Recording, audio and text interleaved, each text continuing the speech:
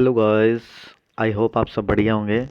सो आज की वीडियो है अबाउट द स्विफ्ट, जो आजकल मुद्दा पूरा गरमाया हुआ है कि रशिया को स्विफ्ट से बाहर कर दिया है। तो बेसिकली आज जानेंगे कि स्विफ्ट है क्या और स्विफ्ट का इतना रोल है हमारी क्रिप्टो इंडस्ट्री को लेके, और क्या है रशियन को लेके, जो रशियन की वहाँ बैंकिंग सिस्टम है इसको लेके। तो अगर हम बात करें स्विफ्ट को, तो स्विफ्ट को basically it's a society for world wide interbank financial telecommunication. तो ये तो इसकी फुल फॉर्म हुई। तो हम जानेंगे कि ये European countries, Canada, US, Germany ने सब ने मिलकर इस पर बैन क्यों लगा दिया, और क्या इससे रशिया को हमारे फ़र्क पड़ेगा। फ़र्क पड़ेगा भी नहीं पड़ेगा वो हमें भी पता लग जाएगा। तो पहले रोल देखते हैं कि स्विफ्ट का रोल क्या है। तो अगर हम स्विफ्ट को बोलें तो इसको बोलेंगे कि एक तरह से बैंकों की बैंक है।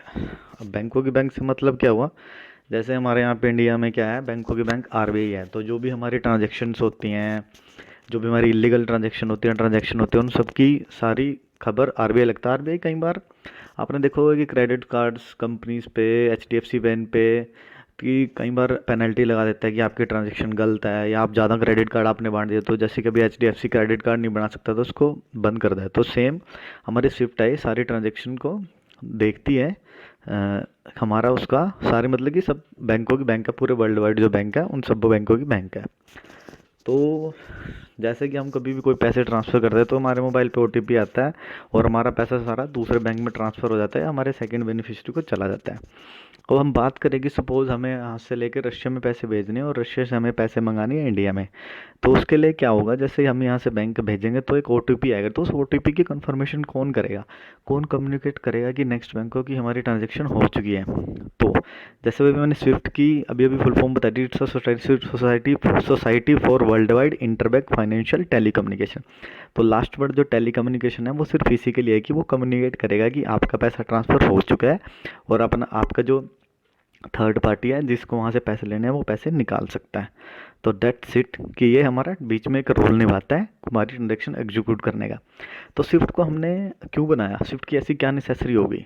अब देखो, नेसेसरी नंबर 1 है कि फॉर एग्जांपल अगर इंडिया को रशिया से कोई व्यापार करना है और इंडिया अपने बैंक्स का सारा डाटा रशिया को दे दे, दोनों मिलकर एक एजेंसी बना ले कि चलो ठीक है, हमने एक अपनी छोटी स्विफ्ट बना ली और हम दोनों इसी के थ्रू ट्रांजेक्शन करेंगे। अब होता क्या है, हमने पूरा पूरा डाटा अपना रशिया को दे दिया, जिससे हमारी सोवरेनिटी पे बात आ गई।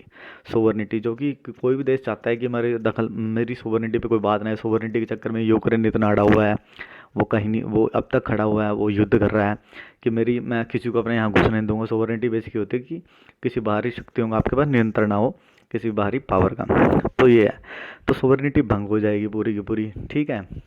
तो और भी अब सेकेंड रीज़न ये है कि अब जैसे मान लिया हम दोनों ने कर लिया, अब कोई थर्ड कंट्री है, जो कंट्री कहीं छोटी कंट्रीज़ भी हैं जो बेचारी इतना ज़्यादा इनके पास सिस्टम्स इतने हैं नहीं है कि वो डेवलप कर पाएँ।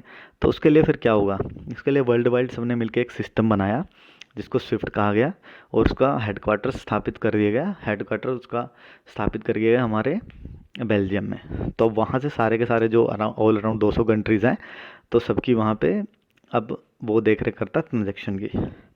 तो अब रशिया को क्या जरूरत पड़ी यार, देखो सर, जो घाटा है ना, घाटा यूरोप को भी पूरा है, क्योंकि यूरोप की अगर हम बात करें तो सारी हमारी जो गैस है, ऑयल है, वो सारा रशिया से जाता है। इवन उनका अभी एक प्रोजेक्ट चल रहा है रशिया और जर्मनी का, नीदरलैंड का, जिसको नोड पाइपलाइन बोलते हैं। अभी वो कंप्लीट भी नहीं हुआ, उससे बिलियंस ऑफ डॉलर खर्च हो चुके हैं, ठीक है।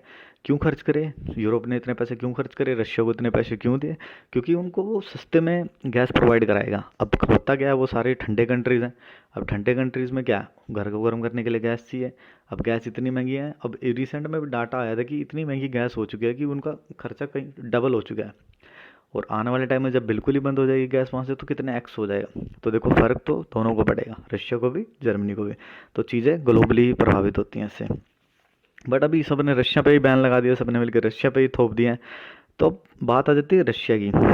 अब रशिया क्या करेगा रशिया के पास ऐसा कोई, रशिया ने कभी ऐसा सोचा ही नहीं था। अब रशिया की अगर मैं हिस्ट्री की बात करूँ तो उसने 2014 में ऐसे ही जो यूक्रेन का साउथ वेस्ट हिस्सा है उसको क्रीमिया बोलते हैं, 2014 में उसने ऐसे ही उस पर आक्रमण करके उसको हथिया लिया था। सेम चीज़ें ऐसी हुई थी जब आपने सुना भी होगा कि उसको G8 से बाहर कर दिया था रशिया को, और फिर उसको G7 ही रह गया था। तो रशिया को पता था कि अब की बार कुछ बड़ा ही होने वाला है, कि हमारे साथ कुछ बड़ा ही करेंगे, ट्रेड में ही हमें हरा सकते हैं। क्योंकि अगर ऐसे करेंगे तो उन कंट्रीज़ को पता है कि वर्ल्ड वॉर छिड़ जानी है, और वर्ल्ड वॉर कोई नहीं चाहता। तो इसलिए उन्होंने बेसिकली क्या किया, उसको ऐसा रास्ता दिखाया कि उसको ट्रेड से कर दिया कि ये पहले ही ट्रेड में सारी चीज़ों से बाहर हो जाए और ये अपने आप ही अपने घुटनों पे आ जाए। तो सब ये घुटनों पे लाने के लिए कि जब रशिया को घुटने पे लाएंगे। अब रशिया कौन सा काम है, अब रशिया ने क्या किया रशिया ने अपना खुद का system S P F S पहले ही उसने बना लिया है कि अगर किसी को भी हमसे व्यापार करना है तो उसके थ्रू हम अपनी ट्रांजैक्शन कर सकते हैं। अगेन इसमें वही बात आ जाती है कि सपोज अगर इंडिया उसका भाग बन जाता है तो वही, या फिर वो सारी नाटो कंट्रीज़ जो भी हैं, यूरोपियन कंट्रीज़, वो बोलेंगे कि आप इनसे हमसे स्विफ्ट से अलग होकर किसी और ट्रांजैक्शन फाइनेंशियल सिस्टम में जा रहे हो, तो उसमें फिर इंडिया के ऊपर भी आरोप लगने की बातें आ सकती हैं। तो ये है ना सारी की सारी चीज़ें। तो ये है। अब सेकंड ऑप्शन जो मेन मुद्दा है जो आजकल गरमाया हुआ है, जिसकी वजह से ये हमारा, इवन आज मैं जब ये वीडियो रिकॉर्ड कर रहा हूँ तो बिटकॉइन का प्राइस अराउंड 7,000 पंप कर चुका है, जो कि 37,000 था, और वो अराउंड एकदम से शूट हुआ और सीधा 44,000 अराउंड 50,000 सॉरी 45,000 के अराउंड टच करके अब थोड़ा 43,000 चल रहा है। चीज़ें अलग है। तो ऐसा क्यों हुआ, क्योंकि लोग अपना सब रूबल सेल कर रहे हैं सब। यूक्रेन में, अब बंदा यूक्रेन में इतने क्राइसिस हो गए, वहाँ पे बम फट रहे हैं, तो पैसे लेके कौन कहाँ गए, चोरी चकारी हो जाएगी, सब अपना कन्वर्ट करके अपना पैसे ले जा रहे हैं। तो इसलिए ही सेकंड ऑप्शन जो है, बेसिकली कहने का मतलब जो सेकंड ऑप्शन जो निकल गया है वो क्रिप्टो करेंसी है। अब क्रिप्टो करेंसी क्यों है, अब क्रिप्टो करेंसी पर कोई कंट्रोल नहीं लगा सकता, नहीं।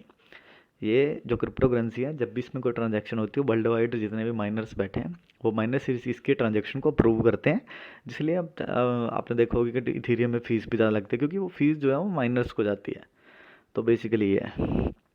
तो आपको समझ में आ गया कि क्रिप्टो करेंसी कितनी इंपॉर्टेंट है। अगर ये स्विफ्ट बैन कंप्लीटली हो जाता है, हालांकि अभी कुछ बैंक्स पे लगाया, बट सुनने में आ रहा है कि काफ़ी सारे बैंक्स धीरे धीरे डीलिस्ट होते जा रहे हैं।